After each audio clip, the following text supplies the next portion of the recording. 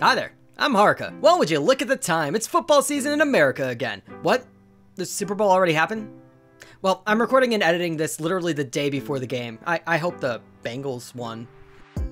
What I'm actually talking about is soccer, because I truly hate making sense. That's right, MLS is gonna be right back, and after my absolute failure last season at predicting a lot of the league, I'm gonna fucking do it again.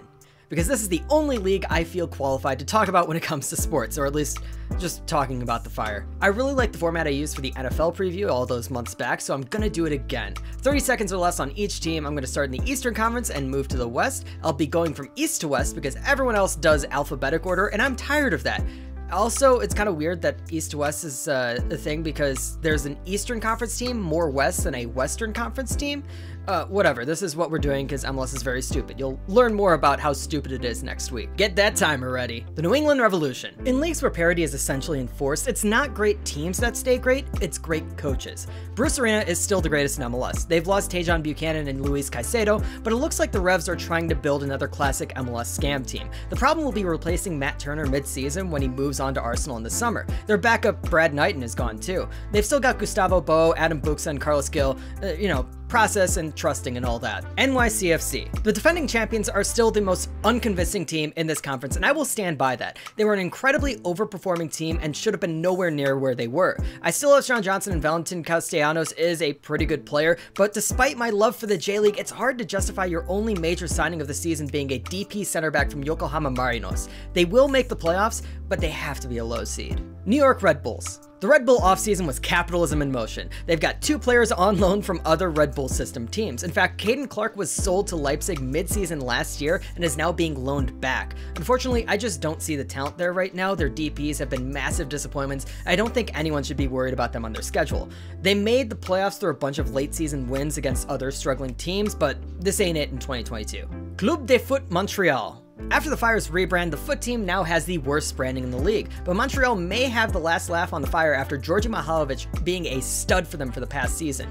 The problem is kind of everything else. I like Mason Toya, Kyoto is pretty good, but the only addition that they made that felt like quality was Lassi Lapalainen, which is a weird thing because they got 3 players from Bologna this offseason. I don't know why. Anyway, this screams mediocre. I don't see playoffs for this team. The Philadelphia Union. Something about Philly just feels off to me. Maybe it's because of their formation shift to a Christmas tree that nerfed their attack. Maybe it's the sheer amount of great academy players that they've sold off. Like, when your output feels higher than your intake, it's hard to see things developing. Julian Carranza is an excellent move in the attack, and he and Michael Yuri could be a much better attacking threat than Shibilko and Sergio Santos were. It's truly an either way thing to me, but I think there are a lot more pundits out there leaning towards it's being a good team. It's certainly not a bad team, but I just don't know how to feel. DC United. DC United are actually the most underrated attacking threat in MLS. They scored the most goals in the league with 65, and they had one of the highest XGs in the league with a 54.9. The problem is that their defense absolutely sucks. This offseason, they dumped a lot of players, a lot of them in that leaky defense. Their new backline is going to get some help in the form of Brad Smith, Gauso Samake, Hayden Sturgis, and the return of Brendan Hines-Ike. The only added concern is probably trading Paul Arriola, who went to Dallas in a record trade, but I could see Estrada replacing that production. If things work out, DC might be good. Inter Miami. The fact that Phil Neville is still coach tells me everything I need to know about this team. They pulled an almost complete turnover of the roster with a massive fire sale over the winter. Truly, they've gotten rid of so many players that some of them are still in the roster list on their site despite there being reports of them leaving. I'd say they get the wooden spoon outright, but you do have to play for it, and since he's going to be a fierce competitor for being the worst, but man, Miami is absolutely fucked, dude. Orlando City. Daryl Dike to West Brom and Nani to Venezia. That's really the only story I need to say to prove that the team is going to see a massive drop. They've already seen a similar thing earlier in the franchise's history with the loss of Kaká and Kyle Lauren right after the other, and they sank. We will likely see the same thing here. However, there's a lot of hope around new South American pickups, Facundo Torres and Cesar Araujo. It's possible for them to carry the team, but it just feels so unlikely. Charlotte FC. They already sold a guy to Middlesbrough, and he hadn't even played a single game for them. They haven't even played a single game. Look, I like Brant Bronico. He's a really chill guy, and a few of those other signings look fun too. I'm talking about Sergio Ruiz, Kristen Fuchs, Jordi Reyna, and a recent DP signing, Karol Swiderski.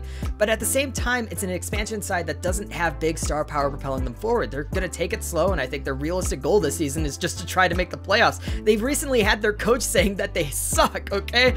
It's not going to be a good time. Toronto FC. I can give a normal preview for this team and talk about some actually really solid moves they made after an incredibly disappointing season. They got Bob Bradley come as coach to replace his former player Chris Armas. They re-signed standout attacker Ayo Akinola. They fixed up the defense with Shane O'Neill, Lucas McNaughton, and Carlos Salcedo. They got that last one done by basically trading Jefferson Soteldo back to Tigres. But the thing is, one man, Lorenzo fucking Insigne. Insigne is a prime player who starts for the Italian national team and is still captaining and leading a top team in Serie A. He's coming in on a pre-contract mid-season, so it won't be until the second half, but all publications and fans expect him to dominate. So there goes the neighborhood, am I right? Columbus Crew. The Crew had an incredibly confusing season last year as they kind of just fell off. This season they've done a lot of movement, but no real change in quality. I find the signing of Yao Yaboa incredibly interesting, but I'm not sure how much he's going to add for a team that's going to be starting starters in front of him, no matter what anyway, despite what everyone else says. I do want to pay respect to Jalal Anibaba, who's looking to break former teammate Damo Duro's record for the most MLS teams played for. Atlanta United. Atlanta were not good last season, which is brilliant scenes for every MLS fan who was annoyed with the Sounders' support they've received, except the Sounders, I guess. Anyway, they don't seem to have gotten any better as they're onto another coach, though maybe it's addition by subtraction with last year's coach having sat Josef Martinez, something you never do if you're Atlanta. The big signing is Thiago Almada, but even he's already been hit by controversy with the fan base. At least they officially offloaded Barco. I don't expect much going on here. FC Cincinnati. Last year I said they'd surprise us, but I guess I should stop being more optimistic about teams that I know so little about. Jobstown was fired in September. They've again cycled through most of the team, picking up some decent MLS players in Baji, Powell, Khan, and Hoagland, but it's Cincy. I don't think anyone can trust this team to be anything but terrible. Chicago Fire. Fuck a timer here. I actually care and I have thoughts. Don't worry, it won't be too far over the timer. This was supposed to be the offseason for the Fire. New logo, fully open Soldier Field, new coach, new jersey, but they whipped a lot there. The main focus was scraping out all the trash and other players who just wouldn't be right for the path that the club needed to go down. In the process, they picked up a bunch of really good young players. Seriously, the Fire have two of the top goalkeeper prospects in the world for absolutely no reason. And then you take into account Misal Rodriguez, Sergio Origel, and Victor Bazira joining on, and at least two of those three feel like legitimate pro-ready players. There's honestly a lot for Fire fans to be excited for when it comes to youth, but the problem is a lack of star power or firepower or whatever you want to call it that's gonna actually bring success. Recently they signed Shaqiri, who's a massive get, but maybe not quite the big get that fits. Shabishko is a solid striker, but as seen with Philly last season, he can get caught in bad positions if not tactically used right. And while I'm slowly getting more on board with the idea, I'm still hesitant to say that Rafael Chihos is the true leader and captain this team has needed. But in terms of their actual chances, I just read through the entire list of predictions of the rest of the conference, and while the Fire have only gotten marginally better, so much else in the rest of the conference has fallen off. The Fire are playoff contenders this year by default. I don't know if that's good news or bad news to Fire fans. Honestly, it sounds too much like the Bears situation in the past decade. A team too good to miss the playoffs, but too bad to actually have any kind of chance, and you kind of just sit in that limbo of like, yeah, we might be good, we might be bad. I don't know, and then you don't get any better. That was definitely over the timer. Nashville SC. Hani Mukhtar is a killer. Teal Bunbury is a good pickup. They've lost a couple of decent players, but I don't think any of them were major enough to think that they won't still have a solid showing. The big question is how they handle the Western Conference. They did really well in the East last season, but this season is much more uncertain as the West has gotten incredibly competitive compared to what I just said about the East. Minnesota United. Minnesota is an incredibly hard team to gauge. Last season, they looked set to be good, and then they immediately fell over at the starting gate. They did make it to the playoffs, but they lost in the first round. But Abu Danladi has returned home to provide a better attacking option. Along with youth prospect Bongo Kule Hlongwane, it's not just a fun name to say, Bongo's got a ton of hype around him out of South Africa. They'll be contending for a playoff spot like everyone else. Sporting Kansas City. Sporks is another team that's hard to read. They're like a yo-yo team, but in a single division. They go up and down on a single whim, and predicting when that happens is hard. From what I can tell, they made a couple good pickups in defender Courtney Ford and attacker Marinos Zionis, and they didn't really lose anyone too important to their game plan. They did well last season and didn't lose too much in the offseason. Then I will cautiously say that they will have a similar season in 2022. Houston Dynamo. I don't even know what's going on with these chuckle fucks. Ever since Albert Ellis left, they've had no claws, and that is a pun partially intended. They held on to a lot of draws early in the season until the dam broke in August. New coach Paulo Nagamura seems pretty good, but I'm just not sold on some of the additions that they've gotten. Zeka and Sebastian Ferreira aren't going to turn everything around on their own. Houston are one of those few teams in the West that I don't think you need to think much about this season. FC Dallas. Pepe carried this team throughout the season, and then he carried the US men's national team. That poor guy's back has to be hurting. I'm glad he doesn't have anything to do in Augsburg now, but since he's in Augsburg, Dallas doesn't have anything else. However, there have been a couple of players who've been brought in that might help that attack a bit more. Paulo Arriola for that record trade from DC, and Alan Velasco from Independiente. They've also got a couple of loans to help out the defense. I think the big hope from fans is that they use the Pepe money well, but this season might not be a lost cause just yet. Austin FC. You know, they haven't really done anything impressive in the offseason. They've made a couple of signings, but when I look at Austin, I just feel empty. They got Damian Loss as their goalkeeper now. Despite Houston being below them on points, Austin was probably the worst team in the West last season. I just don't see them having made any big changes to fix that.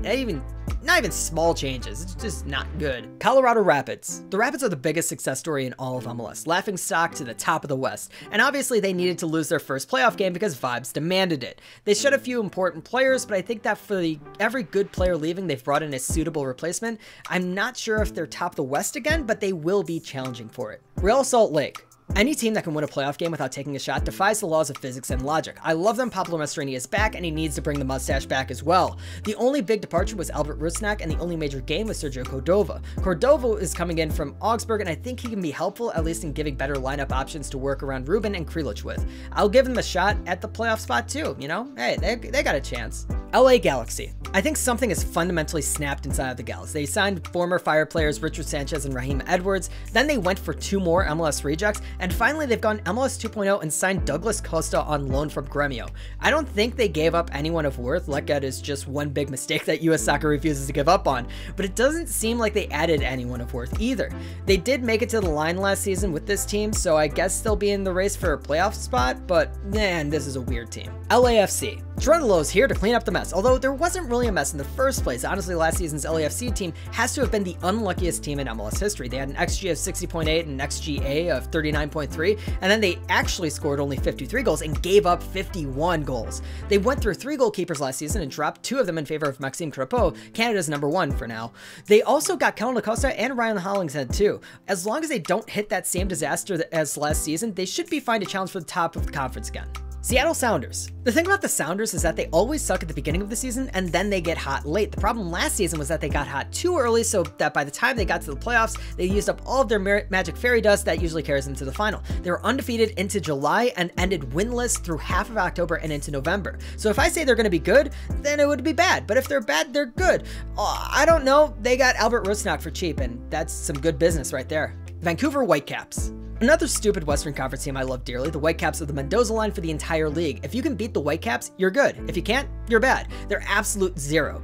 And I don't see that changing anytime soon. They've retained all important players except Maxime Crepeau, but they do have some solid backups behind him who can fight for that spot. They'll probably make the playoffs because that's what they do, and then they'll lose in the first round because that's what they do too. I love them so much. They're consistent. The Portland Timbers. I need to talk about 2 different Portlands, regular season Portland and playoff Portland. Playoff Portland shows up when it counts and usually finds some way to take things the distance to get something out of the game. Regular season Portland does not have the luxury of extra time, so I have a whole lot less faith in them to do anything. Also, this past season, they lost their heart and soul Diego Valeri. Valeri wanted to spend his final playing days back home in Lanús. I'm not sure of who on that team can step up and do something. Luckily, a contract scare with Sebastian Blanco looks to be avoidable, but I'm not certain how that team's balance will feel without the leadership. But it's not like they're a bad team, so they will likely still make the playoffs. San Jose Earthquakes. I have no clue what Matias Almeida is doing anymore, and I'm totally on board. The man's a genius, but it's like that episode of Community where Dean Pelton tries to make a commercial. Bringing in John Gregus was an interesting decision. Calvo is an even more interesting decision, but I am incredibly interested in draft pick Oseni Buda. He's not exactly a local kid, but he's been living with a host family in the area while playing for Stanford.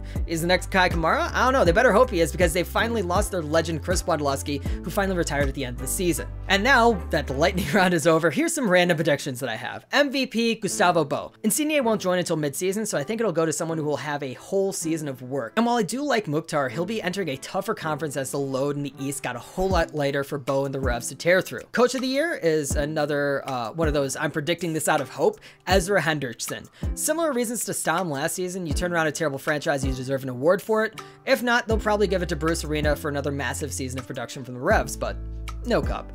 The cup is actually going to be Toronto versus Seattle because time is an illusion and narrative is inevitable. I don't know who's going to win this one, probably Toronto, but I mean, it's happened so much. This is how I feel about this season, but if you want to learn more about MLS in general, boy do I got a video for you coming out next week, and you'll understand why I'm so annoyed about Toronto versus Seattle. There you will get to learn about the history of MLS and soccer in America in general. That's all. Like, subscribe, please join my Patreon that has now added one whole new member recently. Seriously, I don't have a job. I spend all of my time either doing film school stuff, working on my soccer podcast, or working on anime stuff. It's this stuff that's actually really fun, and I feel like I'm good at it. So please support me. This video is actually sponsored by Lucky Cats Club Sticker Company. Go buy some damn stickers. Slap on your laptop, slap on your car, slap on your own face. I don't care. Go to luckycatsclub.com and enter the code JOCK for 50% off. That's JOCK JOCK for 50% off at luckycatsclub.com. Link in the description. Thank you.